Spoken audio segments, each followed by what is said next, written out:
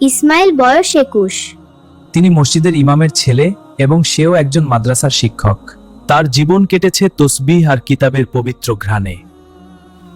অন্যদিকে চম্পা, যার ঠিকানা ছিল শহরের সেই নিষিদ্ধ গলি। পরিস্থিতি যাকে বাধ্য করেছিল নিজের শরীর বিক্রি করতে, কিন্তু ইয়ার মনটা সারাক্ষণ ছটফট করত একটুখানি আলোর জন্য। পরিচয়টা হয়েছিল এক চ্যারিটি ক্যাম্পে। ইসমাইল সেদিন চম্পার চোখে পাপ দেখেনি, দেখেছিল এক পরাধীন আত্মার বাঁচার আকুতি। সে অনুভব করল এই মেয়েটি অপরাধী নয়। ধন্যবাদ। চম্পা, আল্লাহ তওবাকারীকে ভালোবাসেন। আমি তোমাকে পতিতা হিসেবে নয়, একজন মানুষ হিসেবে সম্মান দিতে চাই।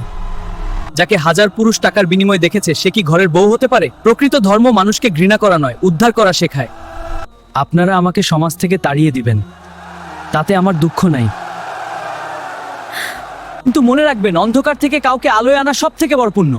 চম্পা আজ আর সেই অন্ধকার গলির মেয়েটি নেই।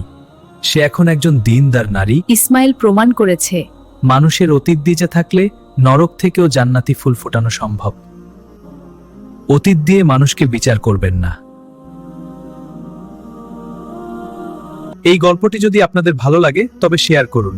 মনে রাখবেন, আল্লাহ তাআলা তাওবাকারীকে পছন্দ করেন।